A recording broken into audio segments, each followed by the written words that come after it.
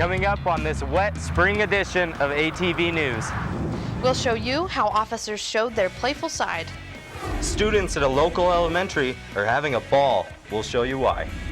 See how a USU class turned trash into fab. It's been a rainy day, but we'll show you if it will continue on your 7-day forecast. We're getting into the game. Hey, but it's not football. Softball and tennis had a lot of action.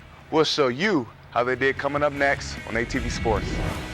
All that and more, this is ATV News.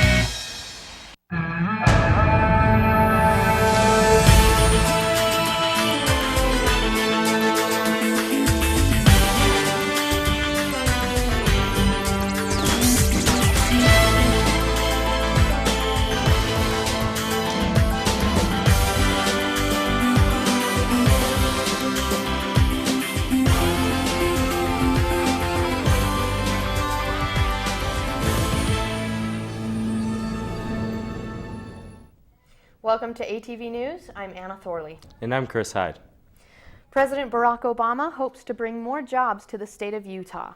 On Friday, he visited Hill Air Force Base where he announced a plan that he said would do that and promote a clean energy source.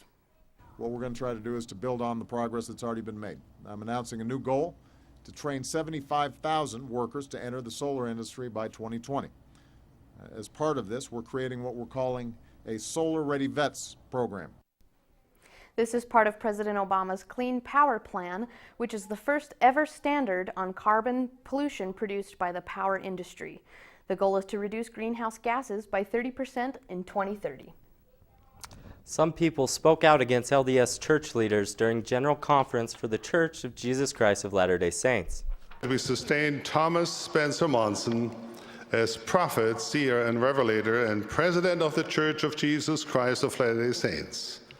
Henry Benyon Eyring as first counselor in the first presidency, and Dieter Friedrich Uchtdorf as second counselor in the first presidency.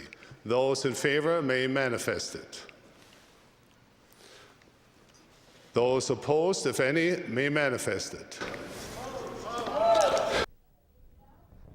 Thousands were in Salt Lake City for the LDS General Conference over the weekend. During Saturday afternoon session, at least 5 church members raised their hands and shouted their votes against church leadership. This is the first time any opposing votes have happened since the 80s. After the president, Uchtdorf F. Uchtdorf, made a note of his votes. He said those who opposed the proposals to contact their stake president. My dear brothers and sisters, we thank you for your faith and prayers in behalf of leaders of the church. Close quote. Hillcrest Elementary teachers are letting their 4th graders bounce in hopes to make them better students. We have Caroline Peterson in the atrium to tell us more. Caroline. Thanks, Anna. Exercising balls like this one are found at Hillcrest Elementary School. I bounced on over there to show you why teachers are using them to help their students. Bouncing, bouncing, and more bouncing is what Hillcrest 4th graders look forward to when they go to class. I love having these exercise balls. My favorite thing on them is bouncing. They're my favorite thing. Instead of sitting on regular chairs, the kids sit on exercising balls. Dancing with the Stars Foundation funded a grant that provided money for the yoga balls. They thought it was a really interesting idea. They had never heard of it before, and so they gave us the money and we bought them the next day. At first, teachers had a hard time getting used to all of the bouncing. And I almost was like, oh my goodness, I'm going to be seasick. Nausea aside, Olson would recommend them to other teachers. They're bright and colorful, and they definitely stand out, and the students love them. Teachers wanted the balls for kids who have a hard time focusing. But they worried kids with focusing problems would feel singled out. And kids without a ball would feel left out. So they all got them. We did a lot of research to back up our idea. They found the balls help increase concentration, the core muscles, improves posture, decreases obesity, and helps prevent outbursts. They can control their emotions, but just with the constant bouncing and movement all day. It's too early to tell if Olson's class will experience all of the benefits, but so far, less students are going to the Refocus specialist. Right now, they currently only have these in their 4th grade classes. However, they are thinking about expanding. Back to you, Anna. Thanks, Caroline. Those yoga balls look like they would be pretty effective. And Yeah. maybe keep me awake in class. Uh-huh. Coming up, see how these officers showed humanity through sport. And these animals are more than just cute. What? Yep.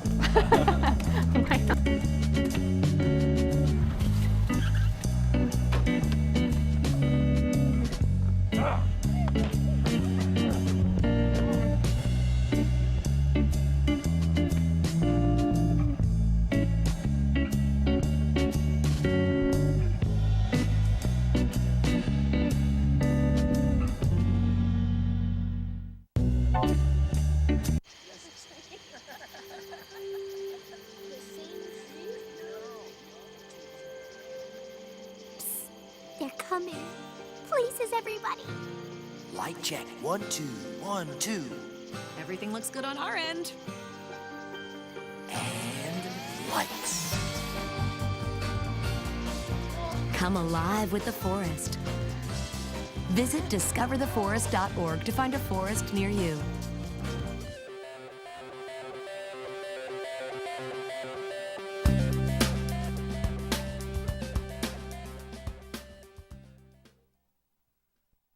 Allison, who has autism, turned 34 yesterday, and local police officers met her in Bridger Park to help her celebrate. Officers from the Logan Police Department, Smithfield Police Department, and the Utah Highway Patrol fulfilled her birthday wish by playing a game of frisbee. 7 officers, along with friends and family, came to play thanks to the help of Trisha's sister, Alicia, who posted about the event on Facebook. Officers saw the post and sent messages to Alicia that said they wanted to participate. Alicia said it's wonderful to see her sister so happy being surrounded by officers, and this event shows their human side.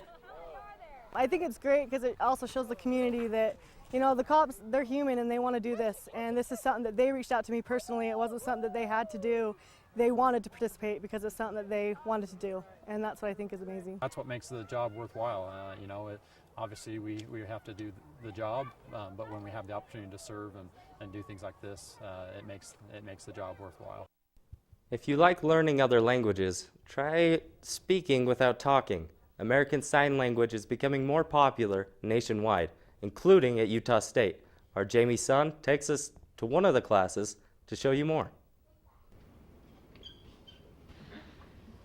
You might not hear much, but these people are learning a language. American Sign Language is one of the most popular language classes at Utah State. Many students say their passion for ASL came from interacting with deaf people and their culture. We learned the Pledge of Allegiance, and I thought that was the coolest thing ever because I could sign it. My niece is deaf, and I wanted to learn sign language so I could speak to her. The ASL minor started last year. We have about 50 students who are declared with the ASL minor, which, considering there was nobody a year ago, is huge. According to ASL professor Kurt Redford, interest in sign language is growing because of media exposure. People see it, they become interested in it, they realize they want to learn ASL. According to a study done by the Modern Language Association of America, ASL is the 3rd most enrolled language class as of 2013, behind Spanish and French.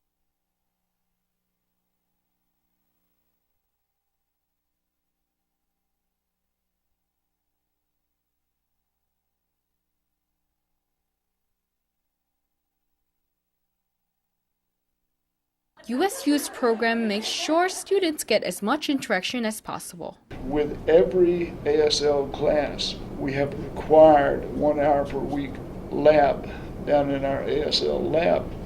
And all of the instructors down in the lab are deaf themselves. They really care. They're passionate about ASL. They're passionate about the deaf people and the deaf culture. We're special.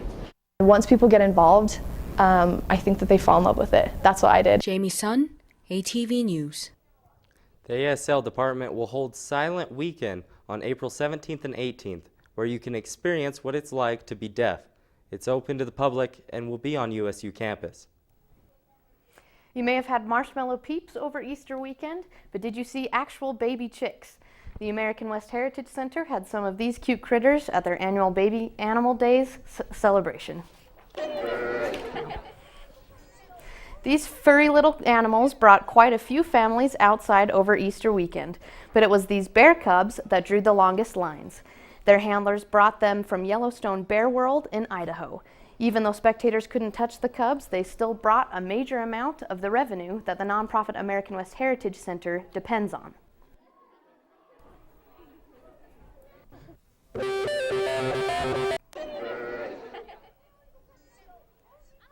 Helps us get our funding for the year and keeps our doors open and provides a good educational experience for anyone who comes. The baby bears may have gone back home, but the American West Heritage Center will still have other activities every weekend in April, like the train ride and other baby animals. After the break, ATV's Jamie Sun will have your Cache Valley weather report. The current temperature is 46 degrees. Need an adventure?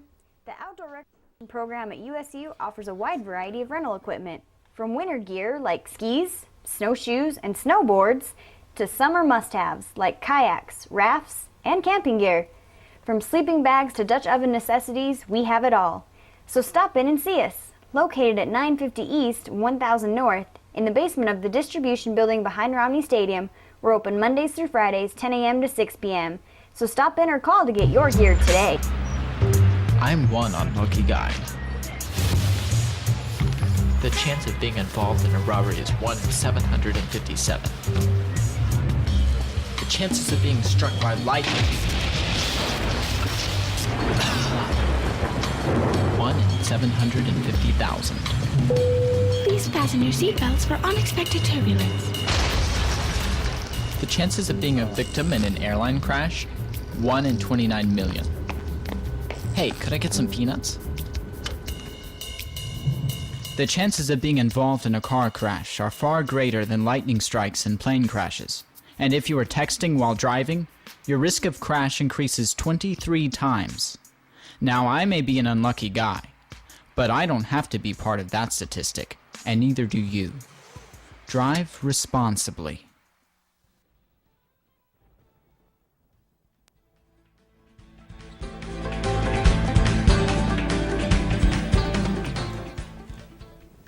Welcome back.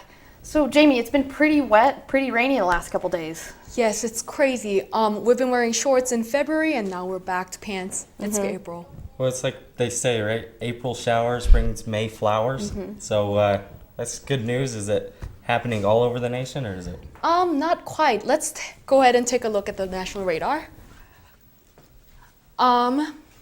So as you can see, there's a lot of blues and greens.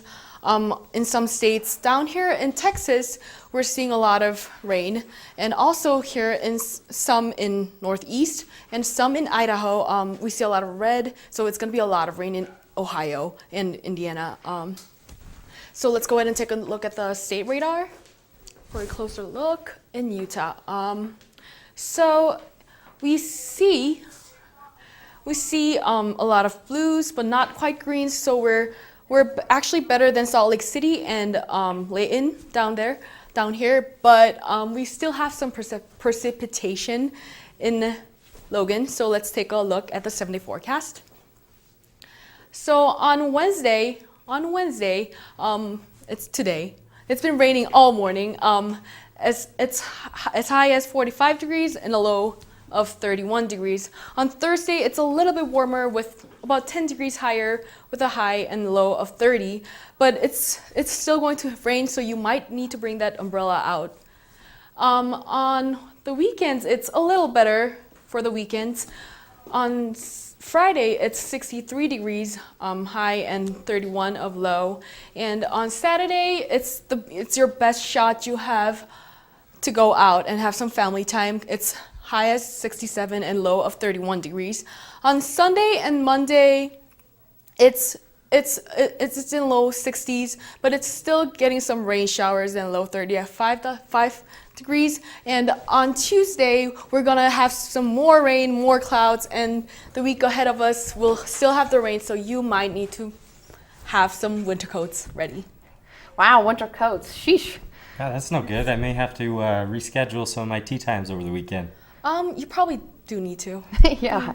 Well, hopefully the rain and maybe snow doesn't mess up some Aggie sports. Let's turn it over to Tori, where he can tell us what's going on. Yeah, us Aggies, we don't flinch at the weather. We play in rain and shine. But when we come back, men's they had their hands full when the 42nd ranked New Mexico came in to town. We'll show you how they did. You wouldn't let money just blow out of your house. So when your AC or heater is on, make sure the doors, windows, and fireplace flue are shut tight. If you're headed out, turn down the AC or lower the heat by 10 degrees. And always keep your water heater set at 120.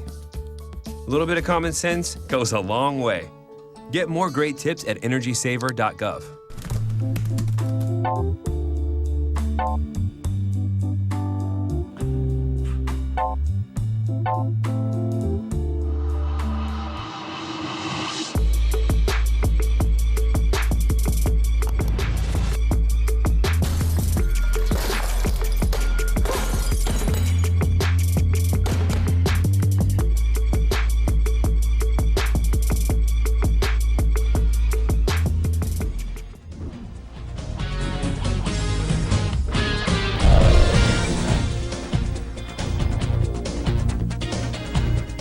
Welcome back. This is your ATV Sports.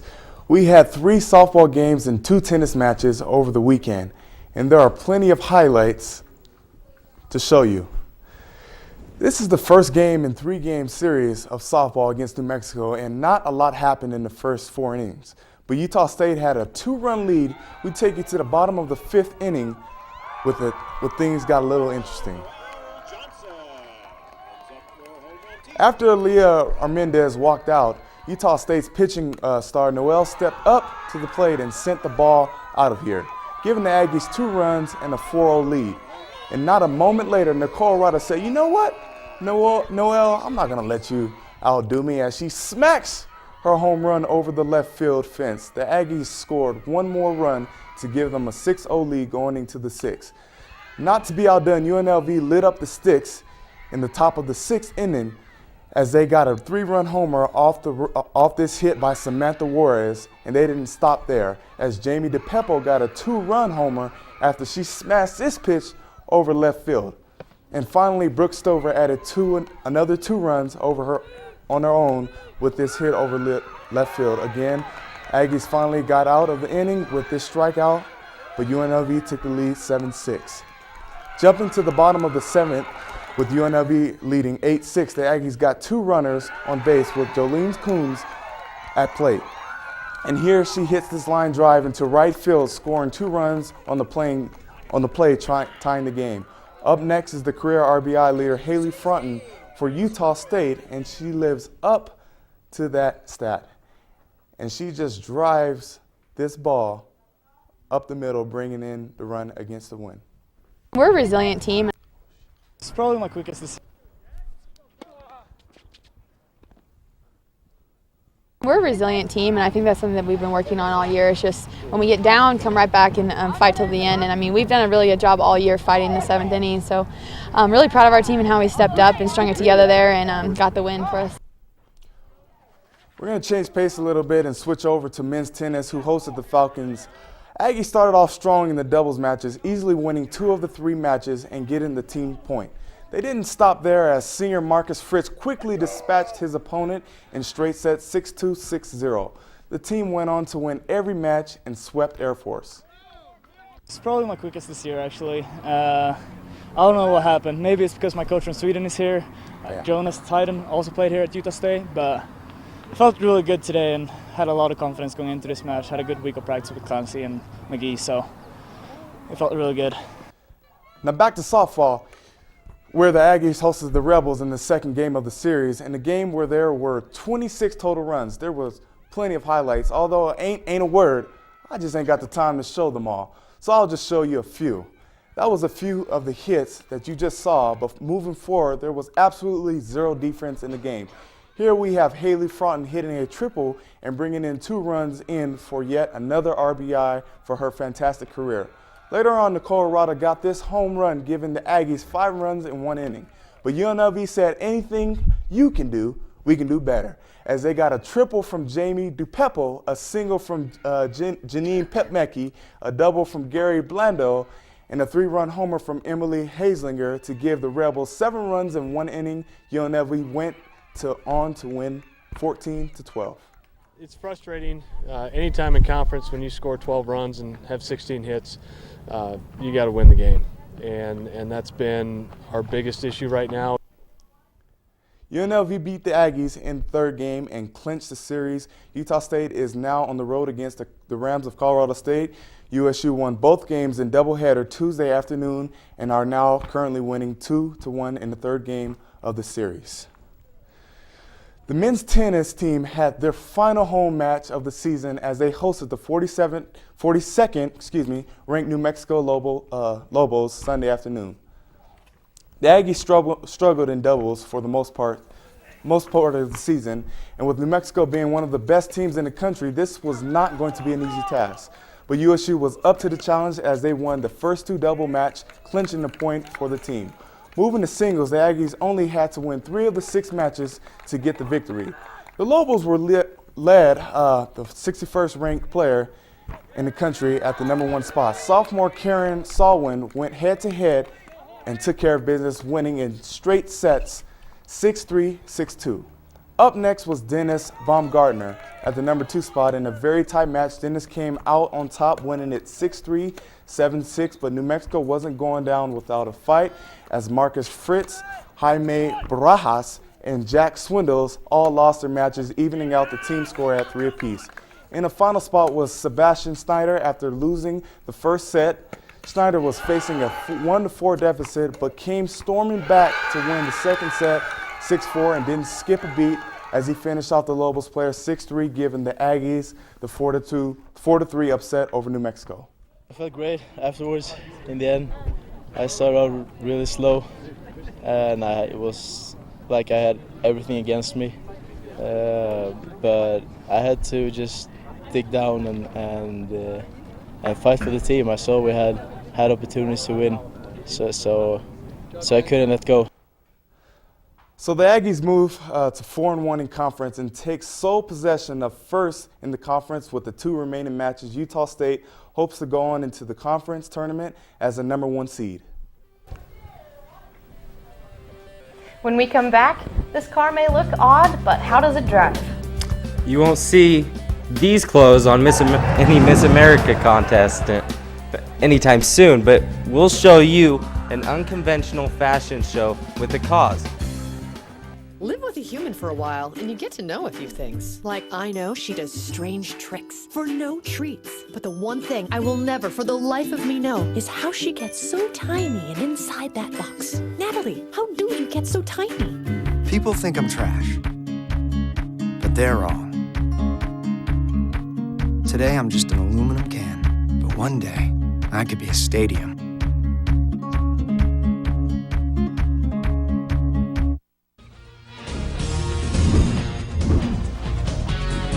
Welcome back.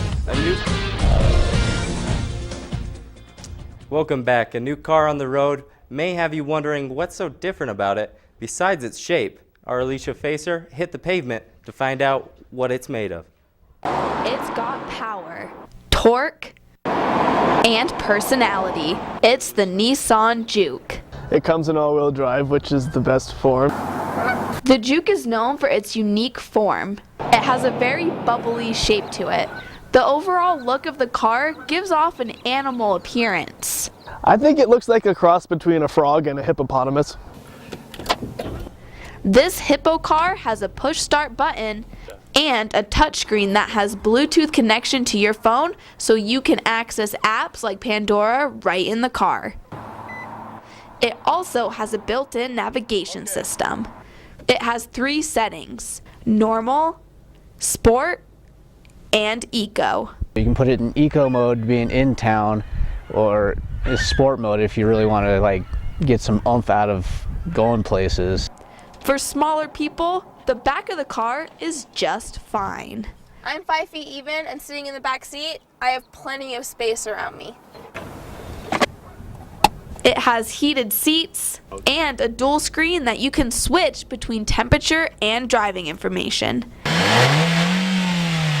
It has a 1.6-liter turbo and black and red leather interior. And if you're like me, I have other people back my car out for me when I need to.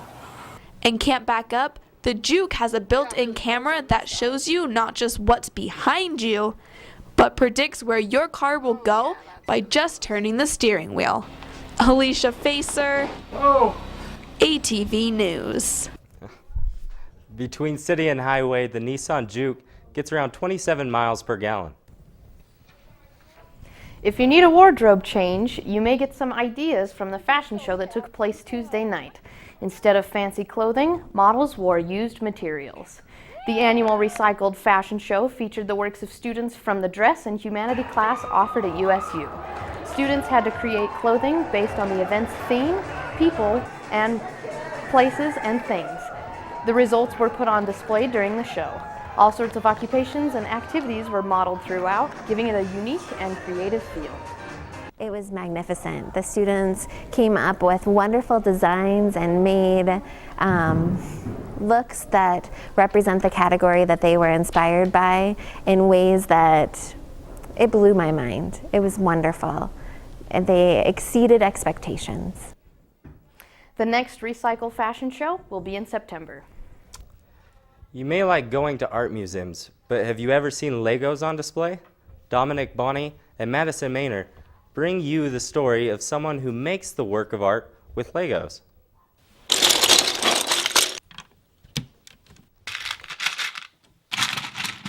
I'm the best Lego builder because I can capture real life and like real objects, buildings, architecture in a way that makes it look not Lego, and that goes like an extra level beyond what other builders can do.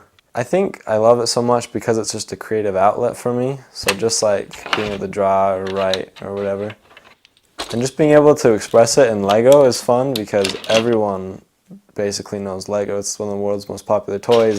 It's so fun to see him be so creative. I think of it like if he was an artist and and drew, watching him draw, this is how he creates. So it's just, for me as a mom, it's so fun to see him be his creative outlet. The world's biggest Lego competition, one of the categories was a zombie build. You had to do a zombie apocalypse. And so I captured a scene from The Walking Dead, and it was a few skyscrapers with this big zombie battle going on. And that was probably the hardest thing I've ever built. He really is quite talented with it. He often talks about how he sees things sometimes in Lego format. And so obviously he sees the world a little differently. Usually it's just whatever I'm into at the time. So if I'm in history class learning about castles, then I'll just look up old castles. Just whatever books I'm reading, video games, movies. But whatever I see, I'll take inspiration from it. If you'd like to see Kyle's Lego pieces, they are on display at the Logan Library. Thank you for watching this edition of ATV News. We'll leave you with a shot over the atrium as we tie up this show.